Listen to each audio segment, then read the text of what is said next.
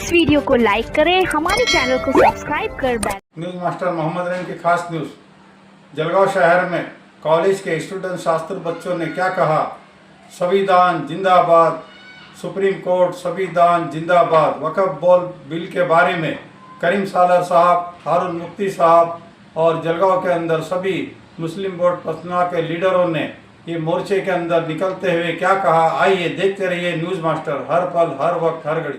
अल्लाह का शुक्र है कि इन्होंने बदमाशी की, बदमाशी के तहत वक्फ, सुनो एक बात, ये जो मस्जिद है ना, ये वक्फ है, ये कब्रिस्तान वक्फ है, ईदगाह वक्फ है, ये सारी चीजें। और वक्फ का मालिक कौन है? शरीयत का मसला सुन लो प्यारी बेटियों, वक्फ का मालिक कौन है? अल्लाह। जब कोई आदमी अपने घर को, अपनी जमीन को, अपने खेत को, अपनी प्रॉपर्टी को वो अल्लाह के नाम पर दे देता है तो फिर उसके साथ 12 के उतारे पर नाम लग जाता है किसका? अल्लाह का। अब इन चोरों ने ट्रेनें बेच दिया, प्लेटफॉर्म बेच दिया, एयरपोर्ट, अरे बोलो ना बोलो, एयरपोर्ट बेच दिया। अब इन चोरों के पास बेचने को कुछ नहीं बचा था, इसलिए इनकी नापाक नजरें हमारे बाप दादा की वक्फ की जमीनों पर पड़ रही थी। मगर कल मैंने भुसावल में कहा कि हमने कल भुसावल में कहा कि मोदी जी, हम किसी को नाक के फन की तरह हमारी प्रॉपर्टी पर बैठने ही नहीं देंगे। हम इतने भावले, हम इतने भावले नहीं है। और हम बच्चों को क्या समझा रहे हैं कि हम कानून के एतबार से लड़ेंगे, संविधान के हिसाब से लड़ेंगे। और खुदा का शुक्र है बिट्टू भाई, हारून साहब, खुदा का शुक्र है हमारे उलमा ने सुप्रीम कोर्ट में केस डाला। और आज खुशी के साथ मैं ये जुमला कह रहा हूँ, आपको जमा किया गया अर्जन, खुशी के साथ मैं कह रहा हूँ कि सबसे पहले हम रब्बुल आलमीन का शुक्र अदा करते हैं कि उसने हमारी सबकी मेहनतों को कबूल किया, सबकी मेहनतों को कबूल किया। और फिर उसके बाद हम सुप्रीम कोर्ट का शुक्रिया अदा करते हैं, हम संविधान का शुक्रिया अदा करते हैं कि हरधर्मी को संविधान के एतबार से चलने नहीं दिया गया। सुप्रीम कोर्ट ने क्या कहा कि भैया तुम वक्फ में हिंदू भाइयों को डालना चाहते हो तो क्या मंदिर के ट्रस्ट में मुफ्ती हारून को डालेंगे? अरे बोलो ना यार, नहीं डालेंगे। तो मैंने कहा एक काम करो, तुम इधर आओ मैं उधर जाता। तो ऐसा तो होने वाला नहीं है। तो मैंने कहा ऐसा नहीं हो रहा तो तेरे बावले चाले कैसे कैसे चलेंगे? तो अल्लाह का शुक्र है, इसलिए एक बार जोर से नारा लगा दो जिंदाबाद का, संविधान संविधान संविधान। यानी आज संविधान की जीत हुई। काय की जीत हुई है? अरे बोलो, संविधान की जीत हुई है। और 7 दिन के लिए, आखिरी बात सुन लो, 7 दिन के लिए भी सुप्रीम कोर्ट ने हुकूमत पर रोक लगा दिया कि तुम कुछ नहीं कर सकते।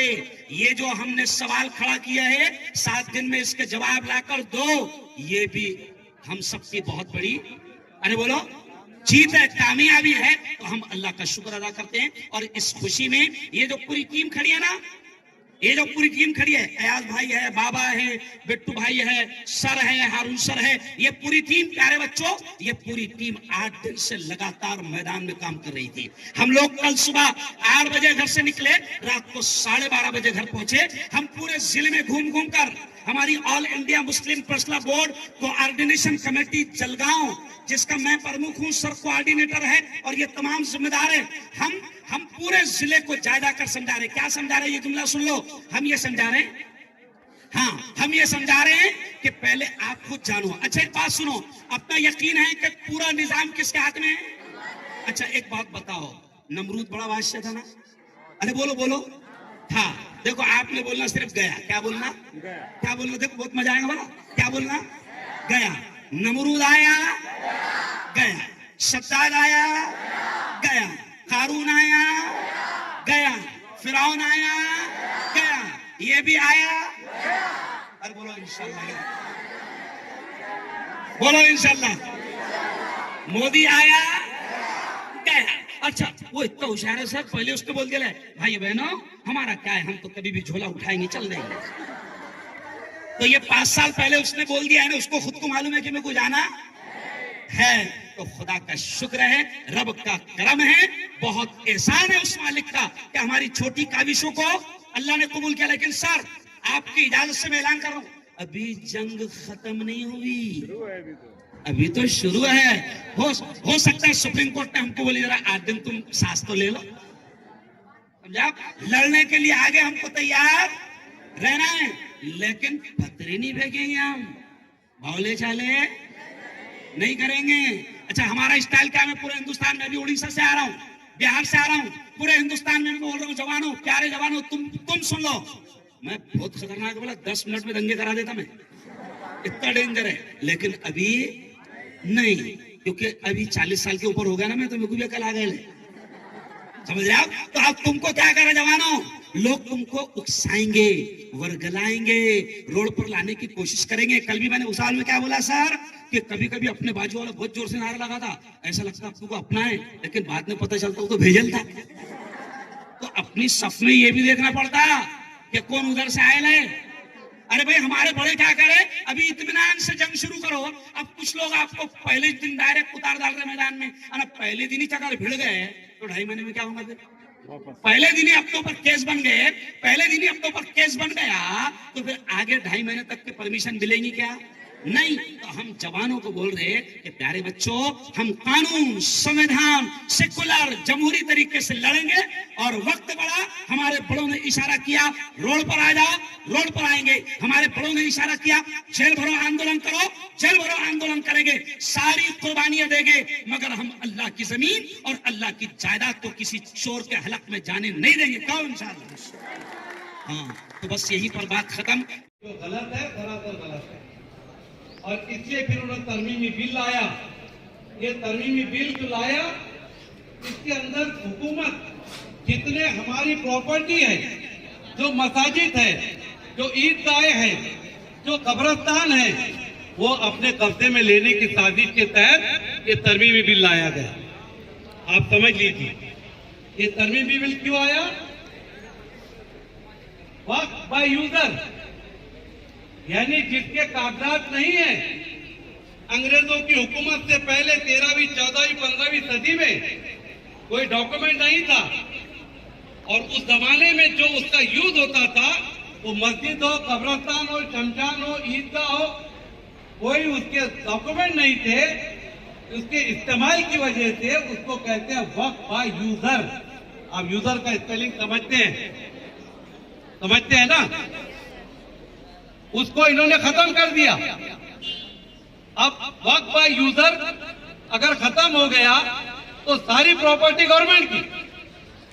आप समझ के चलिए, जिनके पास डॉक्यूमेंट नहीं है, वक्फ बाय यूजर है, आपकी मस्जिद है, खानका है, दरगाह है, ये सारी चीजें आपकी, अगर आपके पास डॉक्यूमेंट नहीं है तो ये गवर्नमेंट की हो जाएगी। इसलिए अल्हम्दुलिल्लाह हमने वक्फ बोर्ड की यहाँ पर मीटिंग बुलाई, 400, 450 नुमाइंदे पूरे जिले से आए, और जो हमारी मस्जिदें, खानकाएं, दरगाह, ईदगाह, कब्रिस्तान हैं, हमने उनके डॉक्यूमेंट बनाने का काम शुरू किया। अल्हम्दुलिल्लाह वकार सर के नीचे जो ऑफिस है, वहां पर वो काम जारी और सारी है। दूसरा, इन्होंने जो इसके इख्तियार है कि मालिक कौन, पावर कलेक्टर को दे दी। कलेक्टर किसकी सुनेगा? हुकूमत की। यानी हुकूमत के दबाव में आके कलेक्टर वही फैसला देगा जो हुकूमत चाहेगी। उसके बाद जो मुतवल्लियान के इलेक्शन होकर उसके नुमाइंदे आते थे, वो खत्म करके अब सिर्फ जो गवर्नमेंट अपॉइंट करेंगी वही आएंगे, एक का भी इलेक्शन नहीं होगा। यानी गवर्नमेंट कौन से नुमाइंदे देगी? ऐसे वो मौलाना दाढ़ी वाले पकड़ के लाएंगे जो हरामखोर आरएसएस और बीजेपी के तलवे चाटने वाले मौलाना है, जिनको आपने देखा कि जो टीवी के ऊपर मोदी की जय जयकार करते हैं, ऐसे मौलाना को लाके वहां पर बिठाएंगे। उन्होंने कहा कि भाई हम 2 हिंदू उसके अंदर रखेंगे, जबकि कानून और हमारा संविधान बाबा साहेब आम्बेडकर का इजाजत नहीं देता। जिस धर्म की संस्था है उसी धर्म के लोग उसको चलाएंगे। उन्होंने उसको एक तरफ रखकर 2 हिंदू भाइयों के नाम देकर ये बताने की कोशिश की कि हिंदू मुस्लिम हो जाए। हमारे हिंदू भाई उनके झांसे में नहीं आए और उनको समझ गया कि जिस तरह राम मंदिर है, जिस तरह तिरुपति बालाजी मंदिर है, जिस तरह सिख भाइयों के मंदिर है, इसके ऊपर कोई गैर सिख या गैर हिंदू नहीं जा सकता। राम मंदिर पर तो दोस्तों, अगर जो हिंदू जनरल है उसके सिवा ओबीसी, एसटी, एनटी ये कैटेगरी का भी कोई हिंदू नहीं जा सकता। लेकिन यहाँ उन्होंने औकाफ को, जैसा इस नौजवान ने बतलाया, सिर्फ अमेंडमेंट यहाँ कर रहे हैं। और ये आर्टिकल 14 का हनन है। आर्टिकल 14 इस मुल्क के एक एक इंसान को बराबरी का हक देता है। आपको भी जीने का हक है, अपने अदारे चलाने का हक है। ये सारी चीजें जो है इसके तहत खत्म करने की इनकी साजिश थी। अब बहुत डिटेल में ना बताते हुए मैं इतना ही कहूंगा कि आज सुप्रीम कोर्ट ने सवाल पूछा कल भी कि जिस तरीके से तुम दो हिंदू समाज के मेंबर औकाफ के बोर्ड में डाल रहे हो, तो क्या हिंदू समाज के बोर्ड में तुम मुसलमान लेने वाले हो? जवाब नहीं दे सका गवर्नमेंट का आदमी, जवाब नहीं दे सका, जवाब नहीं दे सका। उन्होंने कहा कि वक्फ बाय यूजर, यानी जिसके कागजात नहीं है, अगर वो तुम्हारे पास में है तो क्या तुम उसको कब्जा कर लोगे? कैसे कब्जा करोगे? इसी तरीके से फिर मुगलों ने, राजाओं ने जो प्रॉपर्टी, जो मंदिर मस्जिद दिए, तो क्या उसके मालक आप बन जाओगे? इनकी सारी साजिश है दोस्तों कि किसी भी तरीके से औकाफ की जमीन हमारे डेवलपमेंट के रास्ते बंद करना और यहाँ पर हिंदू की 2020 खेल करने की कोशिश की है। आज अल्हम्दुलिल्लाह सुप्रीम कोर्ट ने हुकूमत को मना किया। एक और तारीखी बात सुन लीजिए, पहली मर्तबा सुप्रीम कोर्ट के अंदर किसी मामले के अंदर हुकूमत हिंद ने कैविएट दाखिल किया है। कैविएट क्यों दाखिल करते आपको बताऊं? एक तरफा फैसला ना हो, इसलिए सामने वाला पक्षकार अगर कैविएट दाखिल करे तो कोर्ट एक तरफा फैसला नहीं करती, वो पार्टी को भी सुनती है। अगर गवर्नमेंट को भरोसा था कि उन्होंने संविधान के हिसाब से किया तो फिर इनको कैविएट दाखिल करने की क्या जरूरत थी? कोई जरूरत नहीं थी। अब हमारे यहाँ भी कई लोग काम कर रहे हैं। हमने भी मुस्लिम पर्सनल बोर्ड की हिमा पर एक मंडल बनाया, एक कोऑर्डिनेशन कमेटी बनाई। हम पूरे जिले में जा रहे हैं, कल भुसावल में थे, परसों हमने शुरुआत इकरा से की, कल चेंदुर्नी के अंदर 4 बजे हमारा प्रोग्राम है, उसके बाद वरनगांव है, कई जगह के हमको बुलाने आए और सबको मालूमात दी जा रही है। मसले का हल जब निकलेगा जब आपको मसला मालूम हो। बगैर मसले के अगर आप कोई रैली में चले गए, आपके हाथ में ये प्ले कार्ड है, तो जैसा मोदी के सपोर्ट में खवातीन आई कि मोदी के इस वक्फ बिल को बनाने में, तरमीम करने में मुसलमानों को फायदा है। पत्रकार ने पूछा, बहन जी आप क्यों आई हो? कहने लगा भाई महंगाई बहुत बढ़ गई। क्या बोलती हो लेडी? महंगाई बहुत बढ़ गई कि उसको मालूम ही नहीं था काय के लिए आएगी। तो आप ऐसा चाहते हैं कि इस मसले के हल के लिए? ये बातें हमने मोटी मोटी बताई आपको। बहुत से लोग कह रहे हैं मुसलमान नौजवानों रास्ते पे निकलो, रास्ते रोको, हाईवे जाम करो, डरने की जरूरत नहीं है। मैं उनसे बोलना चाहता हूं कि मुसलमान डरने वाला नहीं है। डर हमारे नौजवानों के पास बिल्कुल भी नहीं है, लेकिन हम जज्बात के साथ होश से काम करेंगे। ये लड़ाई हमारी अभी लोगों को समझाने में जा रही है। हम जगह जगह जाके लोगों को बता रहे हैं कि वक्त क्या है, क्या कानून आए। अच्छा हमारा स्टाइल क्या है? पूरे हिंदुस्तान में, उड़ीसा से आ रहा हूँ, बिहार से आ रहा हूँ, पूरे हिंदुस्तान में बोल रहा हूँ, जवानों, प्यारे जवानों, तुम सुन लो। मैं बहुत खतरनाक बोला, 10 मिनट में दंगे करा देता हूँ, इतना डेंजर है। लेकिन अभी नहीं, क्योंकि अभी 40 साल के ऊपर हो गया ना, मैं तो रुपये करा गए। समझ आप? तो अब तुमको क्या करें जवानों? लोग तुमको उत्साहेंगे, वर्गलाएंगे, रोड पर लाने की कोशिश करेंगे। कल भी मैंने मिसाल में क्या बोला सर कि कभी कभी अपने भाई वाला बहुत जोर से नारा लगा था, ऐसा लगता है तुमको अपना है, लेकिन बाद में पता चलता तुमको भेजे था। तो अपनी सपने ये भी देखना पड़ता कि कौन उधर से आए है। अरे भाई हमारे बड़े क्या करें? अभी इत्मीनान से जंग शुरू करो। अब कुछ लोग आपको पहले दिन डायरेक्ट उतार डाल रहे मैदान में। पहले दिन ही अगर भिड़ गए तो 2.5 महीने में क्या हो सकता? पहले दिन ही आपके ऊपर केस बन गए, पहले दिन ही आपके ऊपर केस बन गया, तो फिर आगे 2.5 महीने तक के परमिशन मिलेगी क्या? नहीं। तो हम जवानों को बोल रहे हैं कि प्यारे बच्चों, हम कानून, संविधान, सेकुलर, जमहूरी तरीके से लड़ेंगे।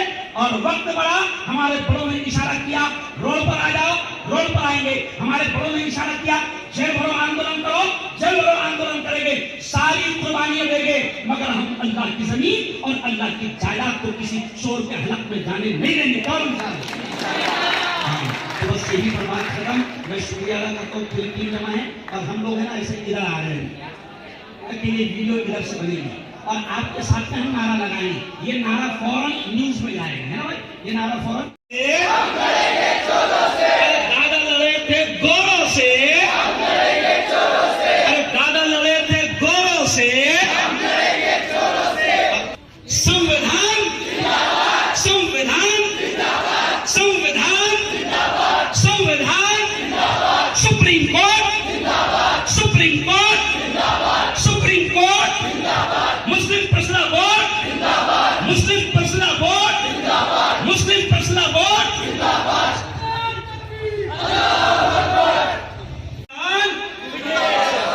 भारतीय संविधान personal board personal board, supreme court संविधान संविधान। बहुत बहुत शुक्रिया आप लोगों का जो आज संविधान संविधान, वक्फ बोर्ड